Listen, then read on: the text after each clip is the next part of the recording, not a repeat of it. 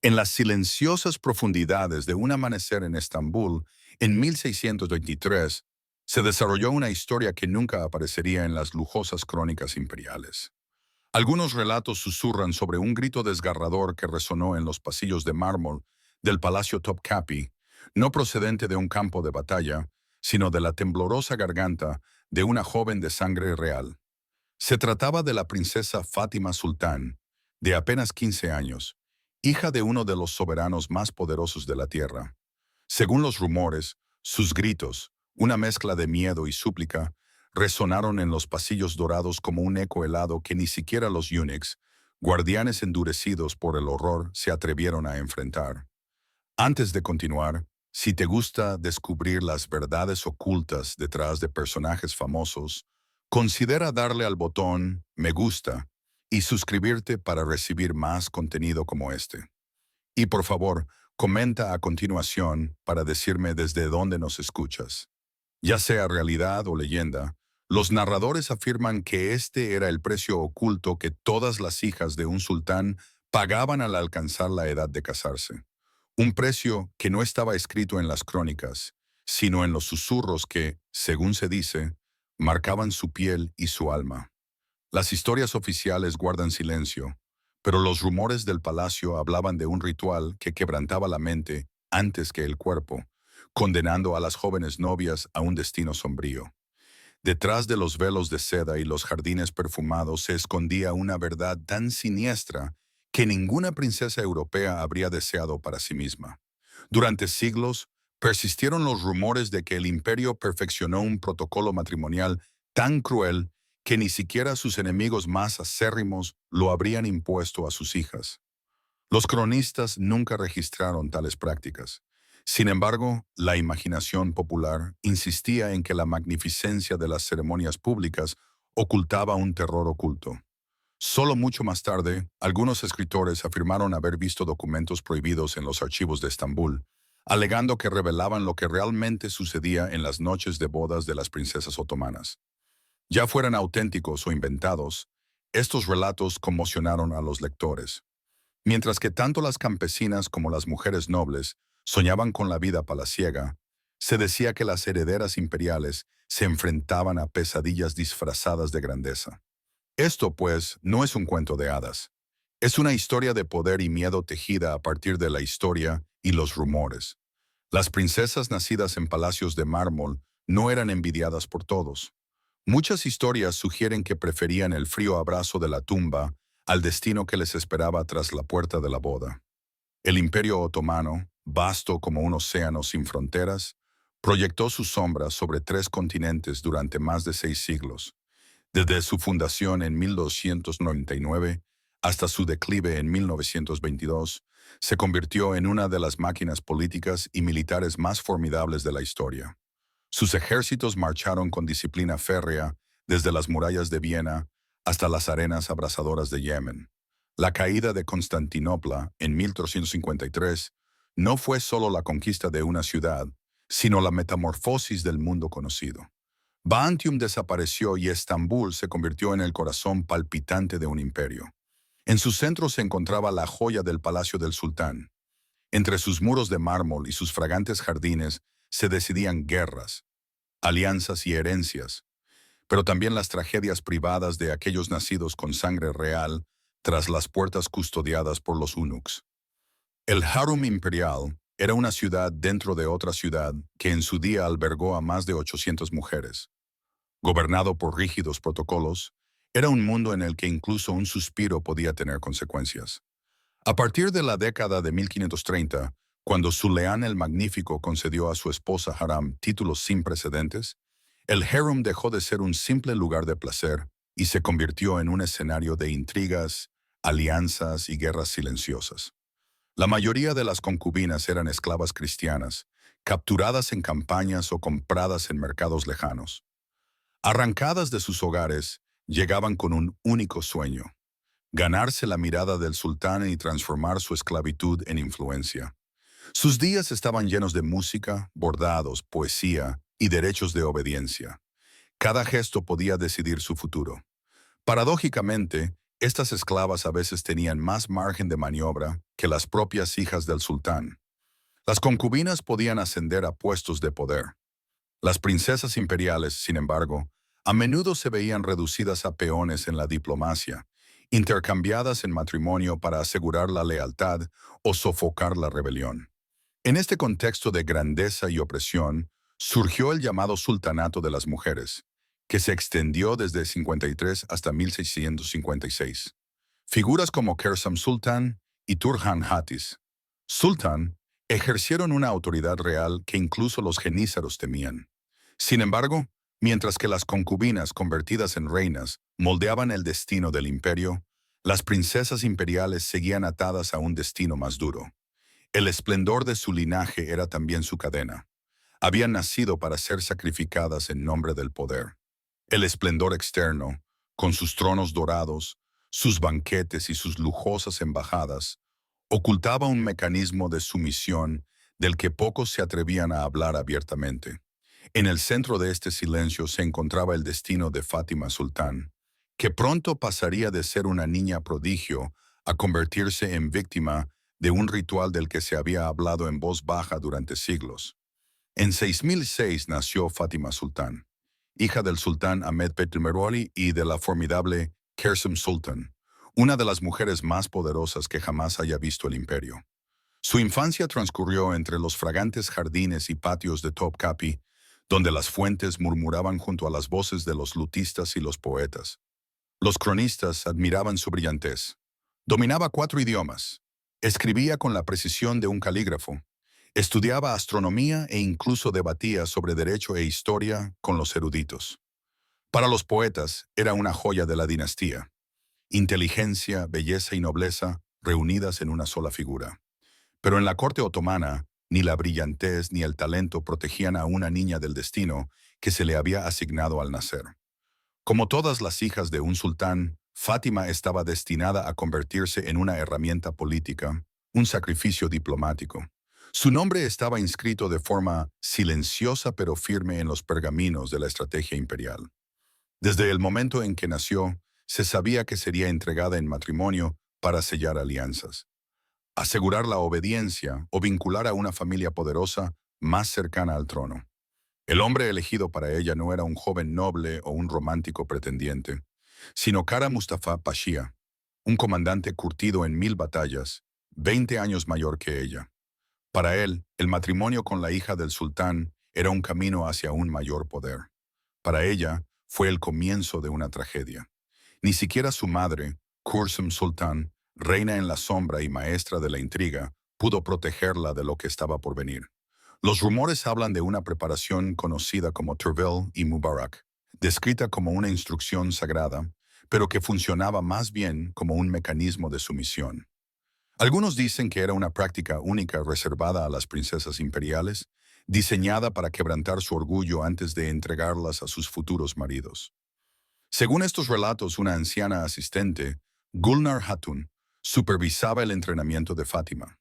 La habitación de la novia se convirtió en su aula. Repetía gestos de reverencia, aprendía los ángulos precisos para inclinarse y practicaba pasos medidos con las manos bajas. Se dice que su vocabulario se redujo a un conjunto limitado de palabras: gratitud, disculpa, aceptación y súplica. Según los testigos, cualquier error acarreaba un castigo en forma de ayuno o confinamiento. Los rumores más inquietantes describen los ensayos para la noche de bodas. Taleim y Herdic se llevaban a cabo en cámaras subterráneas con figuras de cera elaboradas por artesanos venecianos. Si estas historias son ciertas, Fátima se vio obligada a imitar gestos que ninguna adolescente debería conocer.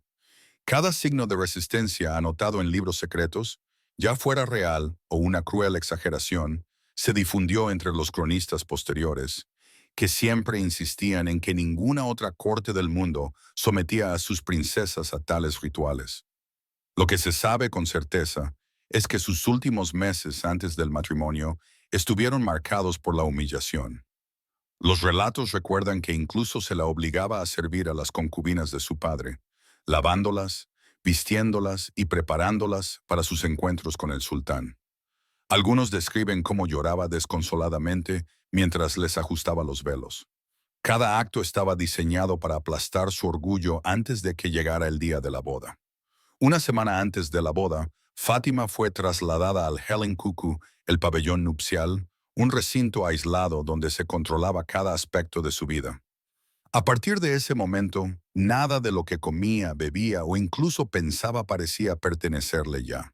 Su dieta consistía en granadas, miel, leche de cabra, almendras y elixires especiados.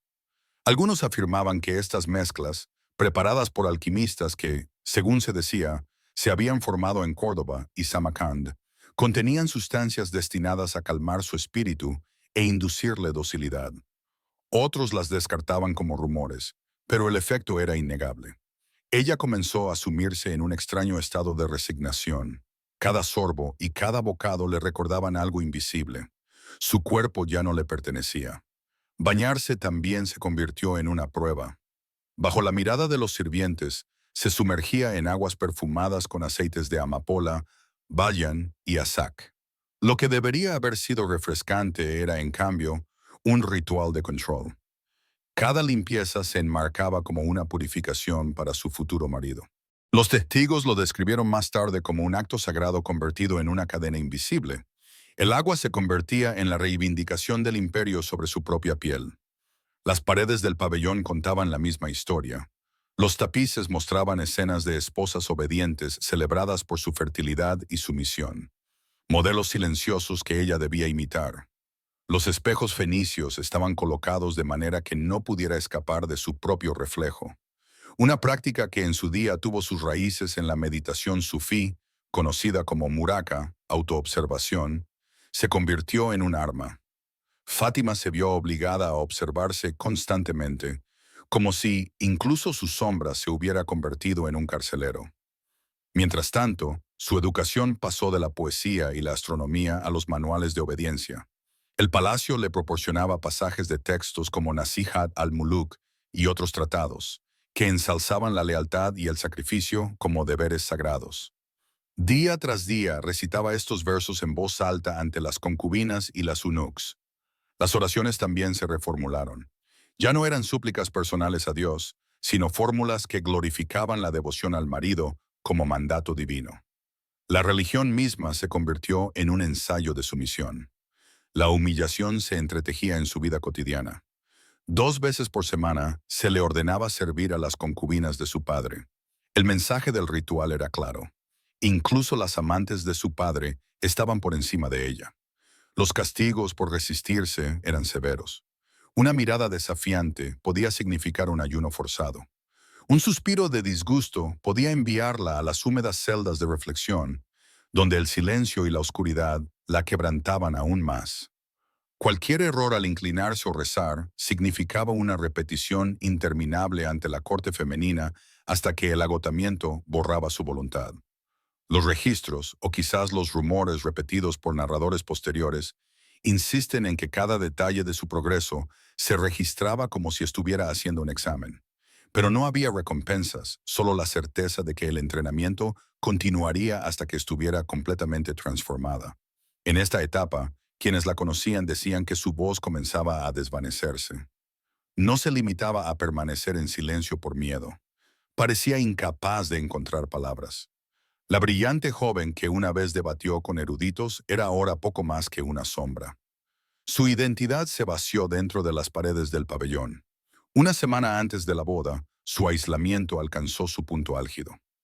Aislada de todos los sonidos externos, Fátima vivía bajo una rutina mecánica diseñada para borrarla por completo bajo supervisión constante, alimentada con alimentos purificadores, bañada en aceites sagrados, rodeada de tapices de esposas sumisas y espejos que se convertían en prisiones interiores. Finalmente comprendió que ya no era dueña de su voz, de su cuerpo ni de sus sueños. La chica que una vez había trazado las estrellas se había transformado en un recipiente de obediencia. La hija de Ahmed, antes conocida por su inteligencia y espíritu, era ahora una sombra sumisa preparada para soportar la noche más temida de su vida. El día señalado llegó el 15 de marzo de 1623. Desde el amanecer, Estambul vibró con la ceremonia. Las calles se llenaron de procesiones. El aire se impregnó del aroma del incienso y se escuchó música traída de provincias lejanas. Los tambores de guerra resonaban junto con las cuerdas del laúd, mientras que los patios del palacio brillaban con banquetes servidos en bandejas de oro.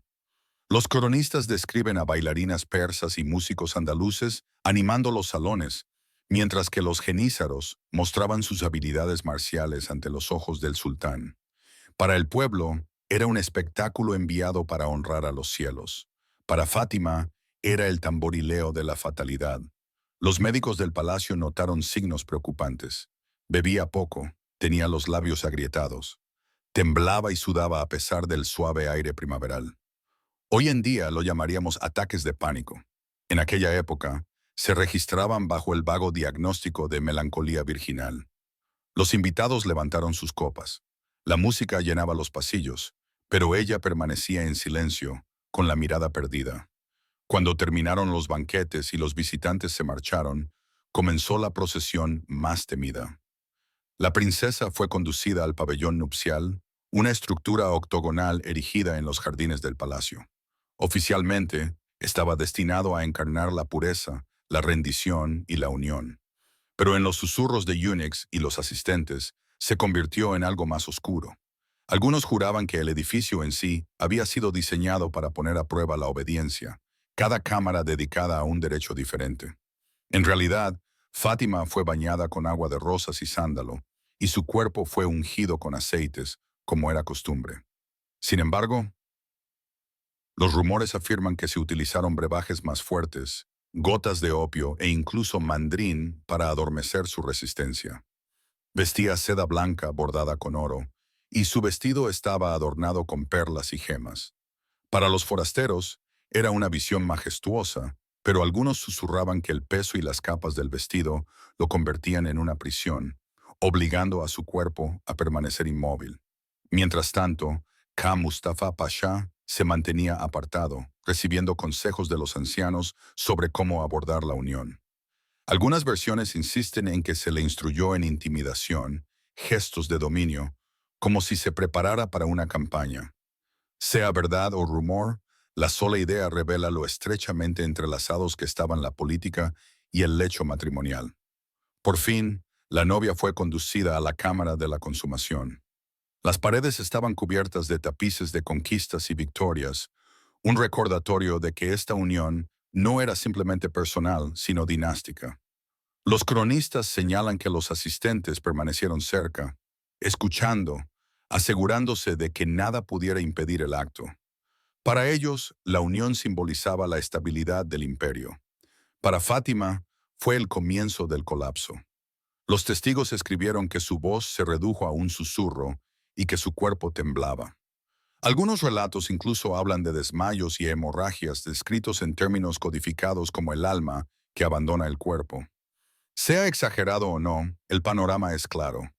Ella soportó la noche en silencio, retirando su espíritu para sobrevivir. Los días siguientes revelaron su transformación. Los médicos de la corte registraron síntomas que hoy llamaríamos trauma severo: mudez, pérdida de apetito, llanto repentino y ataques violentos ante la mera presencia de hombres. Incluso Unix, en quien confiaba. Se intentaron remedios, infusiones de hierbas, música, meditaciones sufíes. Ninguno le devolvió su antiguo esplendor. La joven que una vez debatía sobre astronomía con eruditos y tocaba música en los jardines se convirtió en una sombra silenciosa. Los libros permanecían sin abrir, los instrumentos acumulaban polvo y su risa había desaparecido. El matrimonio continuó por obligación. Nacieron hijos, se celebraron ceremonias, pero en privado reinaba el silencio. Las memorias posteriores sugieren que incluso Mustafa Pasha buscó refugio en las campañas militares y el opio. Atormentado por saber que su noche de bodas había destruido a su esposa, cumplió con sus obligaciones públicas. Ella aparecía en las ceremonias como una figura silenciosa, adornada pero ausente. Los años pasaron sin que Fátima recuperara jamás la chispa de su juventud. Los cronistas señalaron que su voz se debilitó, su risa desapareció y los médicos la describieron como aquejada de fiebres, desmayos y un pulso acelerado que empeoraba cada año en torno al aniversario de su matrimonio. Lo que comenzó como una noche de consumación parecía, a los ojos de algunos, haberse transformado en una sentencia de silencio para toda la vida. La hija de Ahmed Bilmelon, antes celebrada por su brillantez, se convirtió en una sombra silenciosa dentro de los muros del palacio. El imperio, que había alabado su boda como un triunfo, no reconoció el coste privado. En público, era la esposa y madre obediente. Aparecía en banquetes, rituales y ceremonias cumpliendo el papel que se le había impuesto. Pero en privado, las memorias insinúan que sufría noches de insomnio y repentinos ataques de llanto. El esplendor de la corte, las joyas, la música y los banquetes contrastaban con su oscuridad interior. Kara Mustafa Pasha, aunque respetado en el ejército, nunca borró la distancia entre él y su esposa. Escritos posteriores lo describen refugiándose en largas campañas y en el opio, tal vez incapaz de afrontar la sombra que él mismo había ayudado a crear. Su matrimonio se volvió mecánico, unido solo por la política y el deber. Fátima vivió casi 3 décadas después de aquella noche. En 1652, los médicos del palacio registraron su muerte por fiebre cerebral. Sin embargo, algunos susurraban que la fecha, el aniversario exacto de su boda, era más que una coincidencia. Se extendió la historia de que su espíritu se había quebrado mucho antes de que su cuerpo fallara. Y Fátima no estaba sola. En los archivos hay registros dispersos que muestran que muchas princesas otomanas sufrieron destinos similares. Algunas vivieron en silencio, y sus nombres apenas se mencionaban después del matrimonio. Otras desaparecieron por completo de los registros oficiales. Los historiadores sospechan que hubo algunos casos de suicidio o locura, aunque las crónicas los sustituyen por eufemismos vagos como enfermedad o retirada. Persisten los rumores sobre princesas que idearon códigos secretos bordados para comunicar mensajes ocultos a sus hermanas o que solicitaron el permiso para divorciarse. Un acto poco común, pero atrevido. Un relato incluso sugiere que algunas fingieron su propia muerte para evitar un segundo matrimonio no deseado. Ya sean totalmente ciertas o teñidas por la imaginación posterior, estas historias reflejan la desesperación que podía provocar la vida dentro del palacio. Lo que el imperio celebraba como cuentos de hadas de sedas y coronas, a menudo ocultaba una realidad más dura. Las princesas otomanas no solo eran símbolos de lujo y privilegio, sino también peones en un juego político que les dejaba poco control sobre sus propias vidas. Sus voces, silenciadas por el protocolo, fueron las primeras víctimas del poder. La tragedia de Fátima abre una ventana a esa incómoda verdad de que la gloria dinástica se construía a menudo sobre el sufrimiento de las mismas mujeres que soportaban su peso.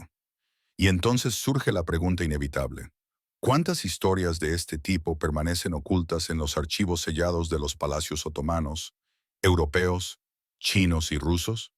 ¿Cuántas princesas vivieron y murieron en silencio? Sus nombres solo se recuerdan en fragmentos codificados y susurros de la corte. Si el destino de Fátima te ha inquietado, únete a nosotros para descubrir más historias ocultas.